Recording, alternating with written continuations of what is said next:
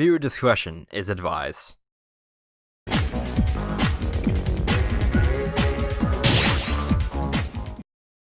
know how I made a pretty blab video on Sly Cooper close to 2 years ago and never followed up on it? Let's fix that. Sly was one of my favorite games growing up. They were even some of the only games I had for PS2. My PS2 library was mainly a bunch of licensed games and Ty the Tasmanian Tiger for some reason. But that was probably a good thing, because I played Sly 1 and 3 a lot. Like, I must have finished both those at least 8 to 10 times each, just because of how much I love those games. But with Sly 2, that wasn't the case. I hated this one growing up for some reason. I'll get more into it later, but I think it was mainly the jump to non-linear world design and missions that 6 to 8-year-old me just couldn't handle. But I still love Sly 3 for the same reasons. I don't know, I was 6. Sly 2 kinda caused me to not pick up Sly 3 until a few years after it came out, despite having the first two pretty early on in my life. While the first game just kind of appeared out of nowhere when I got a PS2, I think I actually got Sly 2 the Christmas it came out, although I didn't actually finish it until a few years later. I played the hell out of Sly 1 and 3 growing up, but back then, I only played Sly 2 like 2 or 3 times. Now, why is that? Well, I was a stupid kid. Okay, first off, I love how the intro movie leads into the title screen and subsequently just plays the first level when you start a new game. All 3 of the original games do this, and it was always just so cool to me. Why I didn't bother mentioning it last time is beyond me, but whatever. Well, his life will change. It fits, damn it. Sly 1 started out with infiltrating a police station, and Sly 2 starts out with a museum heist. What are they stealing? Oh, only the post of the giant robot owl that kills Sly's entire family right in front of him, despite falling into a volcano at the end of the first game. Clockwork's parts were somehow retrieved and put into a museum in Egypt. Yeah, okay. So Sly and the gang are gearing up to destroy them before they can be put to misuse. But once Sly gets over to where they're supposed to be, it turns out the Clockwork parts were already stolen. I haven't stolen anything. Yet. I reiterate, I love this man. Carmelita is joined by Constable Neil this time, who just casually mentions that it was probably the Claw gang that stole it. So Sly just leaves with this information. After the gang gets chased by the cops, that is. Like, dude, this whole sequence just makes you feel like a badass. Oh, his life will change. It still fits. So with the Claw gang as their only lead, Sly, Murray, and Bentley go on a globe-trotting adventure to steal the Clockwork parts back and destroy them for good, as opposed to going on a globe-trotting adventure to steal back the pages of the Thieves Raccoonus. Actually, this game's story is pretty similar to the first one, but unlike the first game, Sly's voice acting has improved significantly. Despite being the same voice actor, his performance this time is far less stilted and awkward than it was before. Headcanon that Sly just gained a ton of confidence after stealing back his family's book, and his voice reflects that. Yeah, sure. And speaking of voice acting, Sly 2 is the start of the grand tradition of replacing Carmelita's voice actress in every game. Like, no joke, every other major character reprises their role every time, but Carmelita is voiced by someone new in every single entry. And no one even attempts to sound anything like the previous one. It almost feels like a running gag, and it always gets a laugh out of me for no real reason. The only one making wrong turns is you, Sly. I'd suggest you surrender before I paralyze you with my good friend, the shock pistol. Whereas you crooks are so predictable. You always return to the scene of the crime. The animated cutscenes in between episodes look better as well. They're still pretty simple looking, but the old style is just way cleaner and better. Sly's improved narration helps too. The story just felt more engaging overall. I mean, yeah, the Phoenix Five kinda, killed your family, but Clockwork was the one behind it all. Everyone else just felt like they were along for the ride, and it didn't feel like they really knew each other. But the Claw Gang is all interconnected, which I loved. It's all centered around Rajan's illegal drug spice operation. Almost gave this game a T rating there. But anyway, this dude grew up poor in, I think, India, and he got by selling illegal spices until he became a super rich spice lord. So he hosts a ballroom party to show off his massive wealth and invited the other members of the Claw Gang. You get a glimpse of the future villains in only the second episode, which is a really cool touch. Jean Bassan ships the spices through his train company. Dimitri distributes them through his clubs in Paris. It's a cool way to make everyone feel interconnected. Most of the villains feel pretty standard this time, though. Failed Orders starts up a bunch of clubs and uses the Clockwork tail feathers to print loads of counterfeit cash. Crazy ass drug lord. Flightless bird that becomes a gifted mechanic instead. Pretty standard mostly. Although my favorite villain was the aforementioned Jean Masson. He was a lumberjack from the 1850s until he was frozen for 120 years and brought into the modern age where he's still hell-bent on cutting down every forest in Canada. He doesn't care about fortune. He just wants to make an honest living running a shipping company and being a lumberjack. Albeit to the absolute extreme to the point where he's an eco-terrorist, but still. And I just love how he doesn't care about the Sly Gang at all. Everyone else is like, oh man, that Sly Gang is just so terrible, I gotta get rid of him. That was my bad Dimitri impression. But Jean's more concerned about his shipping company to care about them. He's just some dude from the 1850s, and that's weirdly refreshing. Wait, does Sly Cooper take place in the 1970s? This is the only time they mention time periods, even if it's been a few years, probably the 80s at the most. Is Sly basically tech-noir now? It always had that cartoon noir vibe, but does it count as tech-noir too? I mean, the main villain is a robotic owl living even as far back as ancient Egypt. It probably is. Where was I? I don't know. I'm done talking about the story for right now. So while Sly 1 was mostly linear, Sly 2 goes through a more non-linear sandbox approach. The controls are mostly the same as last time, and you've even got new abilities like being able to pickpocket guards. And just like last time, most of these abilities can be activated with, say it with me folks, Jump and hit the circle button. Jump and hit the circle button. Jump and press the circle button. Jump and hit the circle button. Jump and hit the circle button. Jump and hit the circle button. Jump and hit the circle button. Although this time, enemies don't go down in one hit, but if you sneak up on them, you can stealth kill them by throwing them in the air and slamming them in the ground, and it feels so damn satisfying. And to make it even more satisfying, enemies have that comic Automan appeal when they die. But it's not just Sly you can play as this time either. Now we can play as the other members of the Sly gang, being Bentley and Murray. While they don't have any of Sly's super sneaky thief moves, they were still fun to play as and feel different enough from Sly. Although you're still mostly playing as Sly, because that's what you're here for and the game knows it. Murray felt useless, I guess, so he got super buff in between games. Murray's actually pretty confident now to the point where he calls himself The Murray. He's not the cowardly weakling that he was last time, which is actually pretty cool character development. But anyway, this dude's not about stealth. He's about punching dudes into submission. He can pick up dazed enemies and objects and can throw them, and he can defeat foes the quickest out of anyone. Speaking of combat, it's nothing too special. You mainly just match the square button. Sly can do this spin attack by holding it down, but that's about it. If anything, it encourages stealth more, which I like. There are parts where you're forced to defeat a bunch of enemies, but it never feels intrusive, so it's fine. But the third playable character is Bentley. He's the weakest out of anyone, but he can fight with sleep doors with his Obnocucom and instantly kill sleeping enemies with bombs. I hated Bentley as a kid because of how weak he is, but if you play smart, you can actually kill guards the most efficiently out of anyone. It's pretty cool. Oh, and I love how that during the first mission you play as him, he's all nervous and panicky because it's his first time out in the field, and his voice even reflects that. It's even cooler to go back and see after he gains more confidence later. I haven't really mentioned what you actually do in this game yet. Basically, the first game was made up of linear levels interconnected by hub worlds, but here you're running around a sandbox kind of level doing missions to set up for the heist to steal back a clockwork port from the Claw Gang. Think kinda like GTA, but in a 3D platformer with stealth mechanics. Last time I used the term sneaking around instead of stealth because the first game tried to be stealthy, but it kinda wasn't. Sure, you were avoiding security lasers and searchlights and all that jazz, but actual stealth didn't feel like the right term. Unless guards had a flashlight, they usually spotted you almost instantly. But here you actually have to stay out of sight as you roam around each episode's level. I mean, you don't have to. It's kind of like Dark Souls where you can just run past everything if you really want to. Wow, did I really just compare Sly Cooper to Dark Souls? Look, don't walk in front of these stupid nearsighted guards. You'll get caught and they alert other guards. But you can just go to some random area and wait for them to stop looking for you, so it's not a big deal. But just enough of a hassle if you just stealth kill them instead. These wards don't feel empty either. There's guards everywhere, making you feel like you're infiltrating the base of some criminal, and there was even some collectibles hidden around too. The clues from the first game are back. There's 30 in each episode, and if you find all of them, each episode is a save with a new gadget for you to use, which I'll get into in a bit. They were not generally hard to find. I found most of them just by playing the game and keeping an eye out for them. I did have to go out of my way for them every now and then, but I found the vast majority of them very easily. The rewards aren't great though. I barely used any of them, other than the electric attack that can one-shot a single enemy as Sly. That one's basically essential if things go too south, but gadgets are the main use of coins in this game. There won't lives like last time, and you even have a health meter now, so coins can be used to buy extra abilities for everyone. You buy them at the safe house, which is where you'll switch characters to. You equip them to the triggers, except all-one, which is used to run. Some are useful, some aren't, but buying all of them feels good to me for some reason, so I just get all of them for 100%. While some of the gadgets are required, stealing all the treasures around the safe house will get you most of them. Basically, bring these back to the safe house without getting hit, you can sell them online. Some are booby-trapped though, and you have to get back within a time limit before they just break, I guess. Like, they just disappear. I don't know how else to describe this. I did have to money grind near the end for like 20 minutes, but it wasn't really a big deal.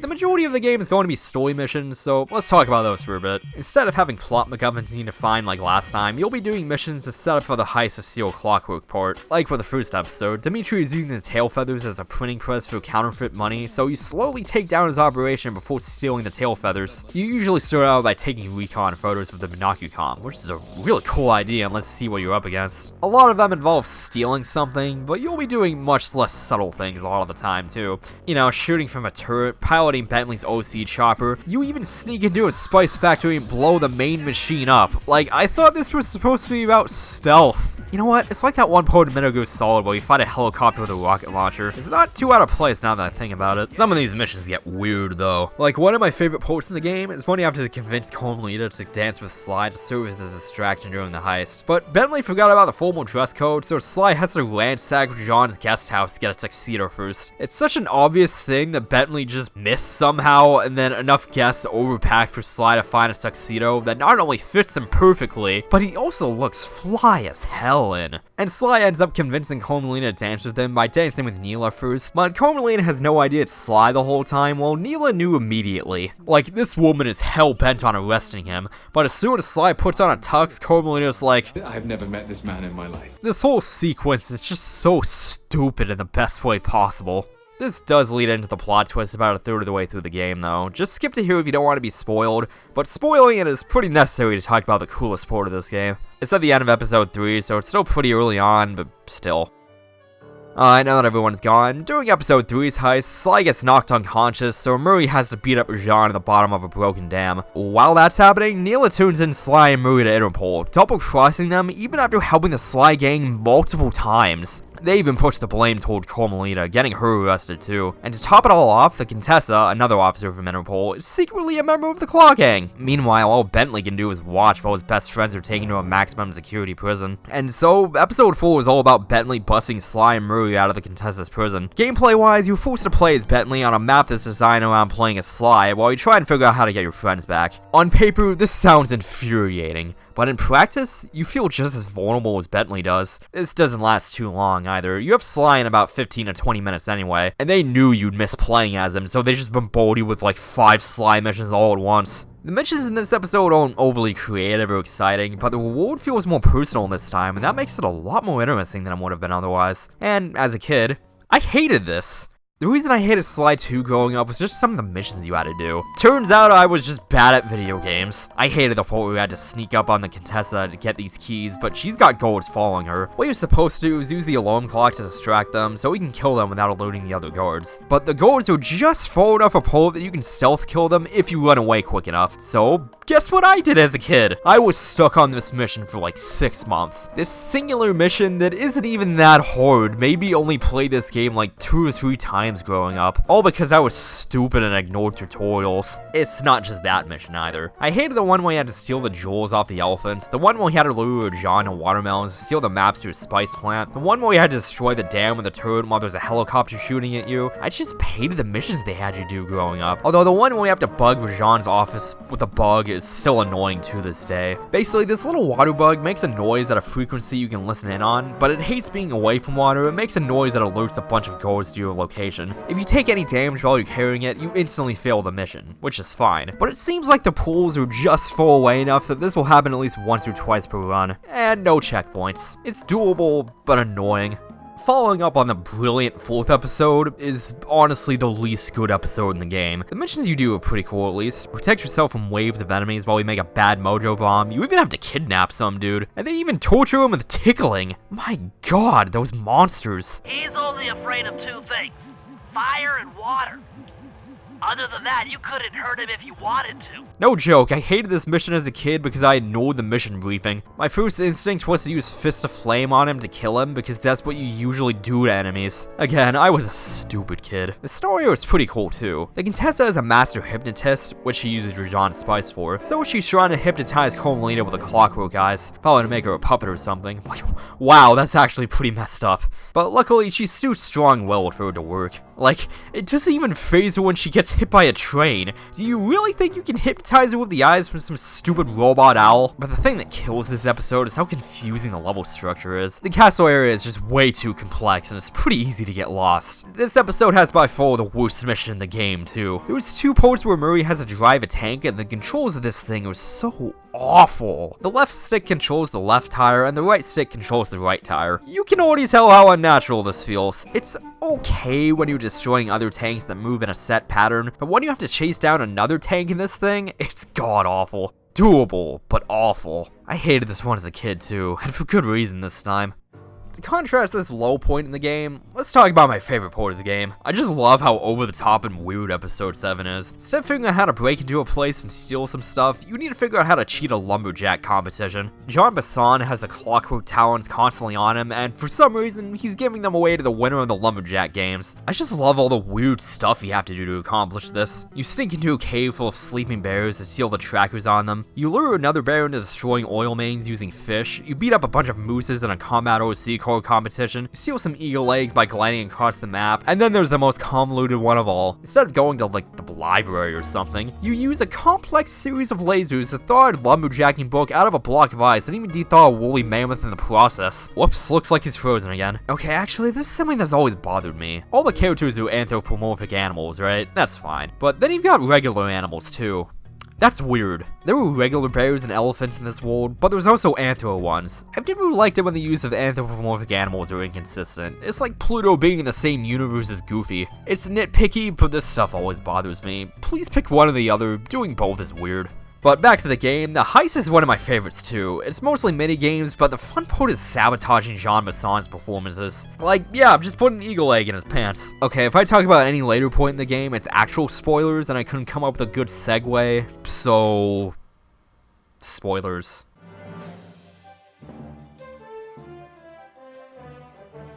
The judges in the lumberjack competition are biased, so you have to take them out and disguise yourselves as them. But John isn't an idiot, so he knocks everyone out and kidnaps them. This dude then proceeds to raid the safe house and sell off all the clockwork parts to Arpeggio, the last villain in the game. Things go from 100 to 1,000 real quick. The boss fight is cool too. Bentley is by himself, but he's got Sly and the walkie-talkie, so you can use the nearby sawmill equipment to deal damage to him and the surrounding guards. The bosses in general weren't really anything to write home about, but they weren't complete jokes like in the first game either. John's fight is actually pretty interesting, so hey, that's awesome. But now everyone's gotta rush over to the empty Northern Light battery to make it to Arpeggio's ship. They do make it, but not before Murray sees the van drifting off into the distance on a block of ice. Okay, I wanna feel bad for Murray, but dude, you poked your car on a freaking block of ice. What did you think was gonna happen? You could have left it a few feet to the side and it would have been fine. Come on. The final episode takes place on Arpeggio's blimp. After finding out where they're keeping the clockwork parts, it turns out that he's not only been reassembled, but Neely's been working with Arpeggio since the very beginning. Sly reverses the magnets keeping them together, and he accidentally ends up locking the parts into place. Whoops. Arpeggio's plan was to have Sly steal back all the parts, with Neela nudging him in the right direction, and steal them from him once he gathered them all up. All so that Arpeggio can not only use the clockwork body to fly, but also so he can live forever like a crazy person. But the hate chip that kept Clockwork alive all this time can only be powered with immense amounts of hatred, which Clockwork had for Sly's family. But since Arpeggio lacks that hatred, he's instead using this blimp to create a giant hypnotic light show over Paris to make everyone hate each other and power the chip so he can live forever. It's a really cool plan that's been foreshadowed since the beginning. Dimitri's nightclub distributed the spices across Paris, the contestant found the light frequency to use, and John Masson is charging up the battery he snuck into with Northern Light energy to use for the lights. But that plan was all for naught for Arpeggio, because Neela double-crosses him and takes the clockwork body for herself, killing him in the process. I love murder in my E-rated video games. She dubs herself Clockla because it's totally not something the villain would do.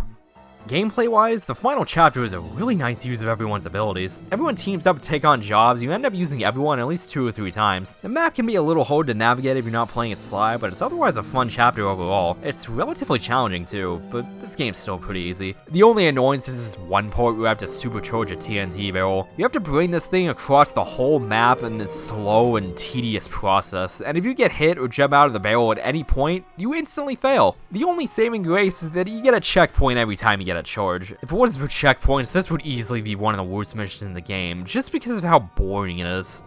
But after getting help from Carmelita, it's time for the final boss against Clockla, and it's surprisingly awful. Carmelita pilots a helicopter while you shoot it down in another turret section. I hate how much health Clockla has. It's just a long, boring fight of stuff you've already done before. After this phase ends, she ends up destroying the blimp and takes the safe house, along with Bentley and Murray. Now, don't get me wrong, chasing after these guys while debris is falling to the sky sounds awesome, but falling at any point makes you start the whole section over, and that's needlessly tedious. Did you forget that I have health, guys? This doesn't happen anywhere else in the game. Why does this only happen here? Otherwise, this is a pretty cool section, but the hit detection on the platforms can be a little weird. Once you catch up with Clockla, you're supposed to fight her somehow. I couldn't actually figure out how you're supposed to hit her, so I just kind of did this exploit on top of her head. It's probably good. After that, she crash lands in Paris, but Clockla isn't done yet. So Murray opens up the mouth, and Bentley bombs her open jaw to retrieve the hate chip. But not before her jaw closes on Bentley, rendering his legs useless. Carmelita destroys the hate chip, and finally brings Clockwork to an end. But she doesn't let the gang celebrate, and arrests everyone right on the spot. Sly turns himself in peacefully in exchange for letting Murray and Bentley walk. Instead of being relieved, Murray leaves behind their gear and carries Bentley off sadly into the distance. I mean, look at how sad he is! He lost his van and blames himself for getting his friend hurt. Someone hug this poor man. Sly's capture clears Carmelita's name and earns her a promotion, but on the helicopter ride to the police station, her and Sly basically have a first date. They just start talking about everything and having a good time. It's really cute. But after Carmelita realizes they've been flying around in circles for 2 hours, Sly quickly makes his escape and the game ends. Although there is an epilogue during the credits that shows what happened to all the villains. None of it's serious though, like Rajan goes from being a spice lord to owning a series of rug outlets. Dude, that's one letter off from drug. They knew. My favorite one is how Jean Bassan ironically began work for the EPA, but he got frozen again after trying to save baby penguins. You can tell they had fun writing these. But man, what a bittersweet ending. Clockwork is defeated for good this time, but Bentley loses his legs, Murray loses the van and his faith in himself, but Carmelita gets promoted and Sly goes on a date with her. Well, one of my favorite parts of Sly 2 is the thank you screen at the end. Some games say something along the lines of, "Thank you so much for playing my game." Not Sly 2. Sly 2 tells you to go outside. Well, this sucks. But other than a few missions, I never had any real complaints. Sometimes you'll end up landing on a spot you didn't intend to, but it happens infrequently enough to where it's not an issue. I also don't like how weirdly long this game is. It's 8 episodes this time, with the other games having either 5 or 6. The main issue is that most of the villains kind of overstay their welcome, since 3 out of the 5 of them stick around for 2 episodes this time. They're more fleshed out than previous villains, but I don't know, it just felt weird seeing them for so long, having a few similar looking areas. As far as what version of play, same recommendations as last time. You can't really go wrong with any version of these games. It's even on Vita if you're a heathen like I am. But some people don't like the PS3 versions for some reason, and I don't know why. They're apparently glitchier than on PS2, but I've played each game multiple times on PS3 and never had any issues. My only gripe on PS3 is that they never fixed the UI for widescreen. My only guess is that maybe the games are programmed weirdly with UI elements. Either that or they just didn't feel like fixing it. It just looks weird, pretty much like a widescreen hack for an emulator. It's not a huge deal, but it just looks gross. There's occasionally a small graphical glitch or two, but I honestly haven't run into any issues with this version. But who cares, man? Sly 2 is an amazing game. I love how well this series mixes stealth with platforming, and Sly 2 does it way better than last time, and a more non-linear gameplay style too. Honestly, I was a really stupid kid for not liking this game when I was younger. When I replayed it last year after playing the first game, I was surprised by how much I enjoyed it. Good thing too, I would have dreaded making this video if I hadn't done that, but instead I went in really pumped to finally talk about it. This game is easily my second favorite in the series now. I had such a great time. For me, the Sly games are a must-play for any platformer fan if you got the means to play it. If the first game didn't click with you and you like the general gameplay, give 2 and 3 a shot. They might suit your fancy better. These games really should be talked about more. There was a lot to love about this series, but they're not completely ignored. Sly has a small but surprisingly dedicated fan base. Sly just seems to be a bit overlooked by other PS2 games is all. But speaking of other PS2 games, we're not done with this series yet. This has been Flame Guy, and tune in next time for Sly 3. Until then, take care, and I'll see you all next mission.